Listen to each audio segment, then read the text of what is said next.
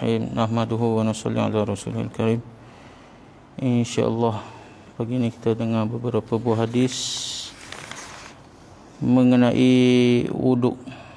Mudah-mudahan kita dapat manfaat yang banyak insyaAllah.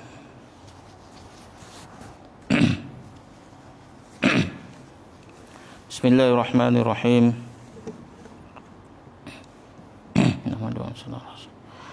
An Nabi Hurairah radhiyallahu anhu qala sami'tu Khalili sallallahu alaihi wasallam yaqul tablughul hilyatu minal mu'mini haitsu yablughul wudu haitsu yablughul wudu.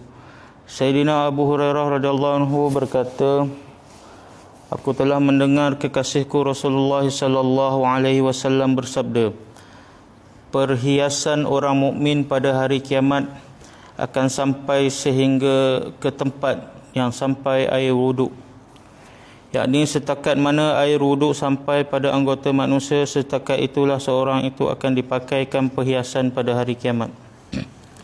Sayyidina Abu Hurairah radhiyallahu anhu berkata, aku telah mendengar kekasihku Rasulullah sallallahu alaihi wasallam bersabda, perhiasan orang mukmin pada hari kiamat akan sampai sehingga ke tempat yang sampai air wuduk, yakni setakat mana air wuduk sampai pada anggota manusia, setakat itulah seseorang itu akan dipakaikan dengan perhiasan pada hari kiamat. An Nabi Hurairah radhiyallahu anhu qala sami'tu Rasulullah sallallahu alaihi wasallam yaqul inna ummati yud'auna yawmal qiyamati ghurran muhajjalin min atharil wudu faman istata'a minkum an yutila ghurratahu falyaf'al. Sayyidina Abu Hurairah radhiyallahu anhu meriwayatkan bahawa beliau mendengar Rasulullah sallallahu alaihi wasallam bersabda, sesungguhnya umat aku akan dipanggil pada hari kiamat dalam keadaan tangan, kaki dan wajah mereka bercahaya kerana kesan daripada wuduk yang mereka ambil.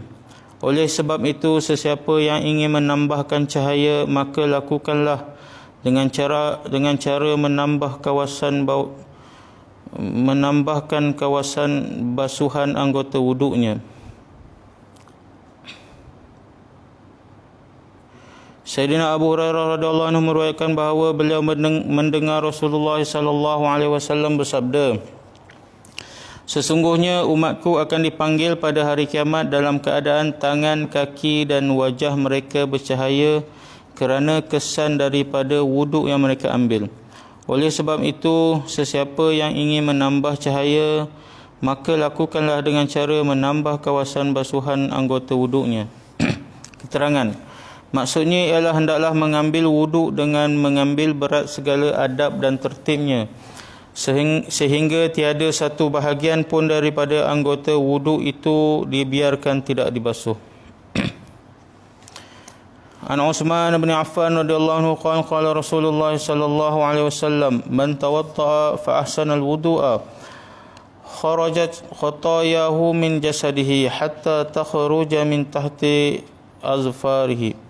Sayyidina Utsman bin Affan radhiyallahu anhu berkata, Rasulullah sallallahu alaihi wasallam bersabda, sesiapa yang berwuduk dan dia memperelokkan wuduknya dengan cara melakukan semua perkara yang sunat dan adab-adab dalam wuduk, maka dosanya akan keluar daripada jasadnya sehingga dosa-dosa itu akan keluar daripada bawah kuku-kukunya.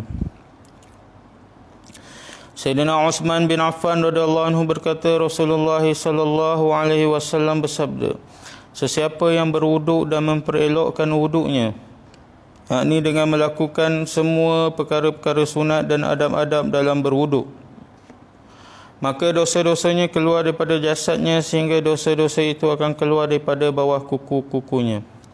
Keterangan, kajian yang mendalam daripada para ulama mendapati bahawa hanya dosa kecil sahaja yang diampunkan melalui wuduk.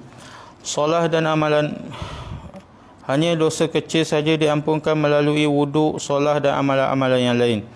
Manakala dosa-dosa besar tidak akan diampunkan tanpa tak bertaubat. Lantaran itu, di samping berwuduk, solat dan amalan-amalan yang lain, hendaklah juga mengambil berat untuk beristighfar dan bertaubat.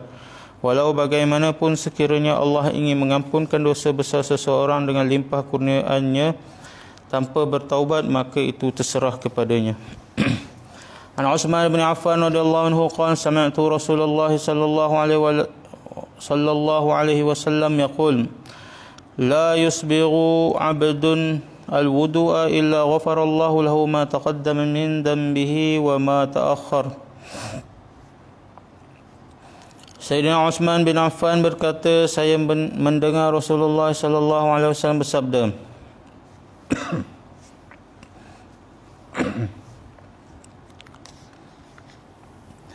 mana-mana hamba Allah yang menyempurnakan wuduknya, yakni setiap anggota wuduk dibasuh dengan sempurna sebanyak 3 kali, maka Allah Subhanahu wa taala akan mengampun segala dosanya yang telah lalu dan yang akan datang. Sayyidina Uthman bin Affan berkata, saya mendengar Rasulullah sallallahu alaihi wasallam bersabda, mana-mana hamba Allah yang menyempurnakan wuduknya, yakni setiap anggota wuduk dibasuh dengan sempurna sebanyak 3 kali, maka Allah Subhanahu wa taala akan mengampun segala dosanya yang telah lalu dan yang akan datang. An Ibn Umar radhiyallahu anhuma an Nabi sallallahu alaihi wasallam qala man tawadda'a wahidatan fatilka wazifatul wudu'i allati la budda minha wa man tawadda'a ithnataini falahu kiflani wa man tawadda'a salasan fadhalika wudu'i wa wudu'ul anbiya'i qabli. Sayyidina Abdullah bin Umar radhiyallahu anhuma meriwayatkan bahawa Nabi sallallahu alaihi wasallam bersabda, sesiapa yang berwuduk dan membasuh anggota wuduknya sekali sahaja, maka itu ialah perkara yang fardu. Sesiapa yang berwuduk dan membasuh 2 kali, maka dia mendapat 2 bahagian ganjaran.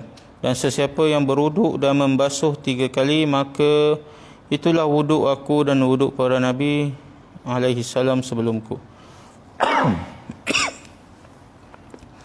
Sayyidina Abdullah bin Umar radhiyallahu anhu meriwayatkan bahawa Nabi sallallahu alaihi wasallam bersabda, sesiapa yang berwuduk dan membasuh anggota wuduknya sekali sahaja, maka itu ialah perkara yang fardu. Sesiapa yang berwuduk dan membasuh 2 kali, maka dia mendapat 2 bahagian ganjaran. Dan sesiapa yang berwuduk dan membasuh 3 kali, maka itulah wuduk aku dan wuduk para Nabi alaihimussalam sebelumku. InsyaAllah kita telah dengar beberapa buah hadis mengenai wuduk. Mudah-mudahan kita dapat ambil tiba dan sampaikan, insyaAllah. Subhanallah bihamdihi subhanakallah asyhadu an la ilaha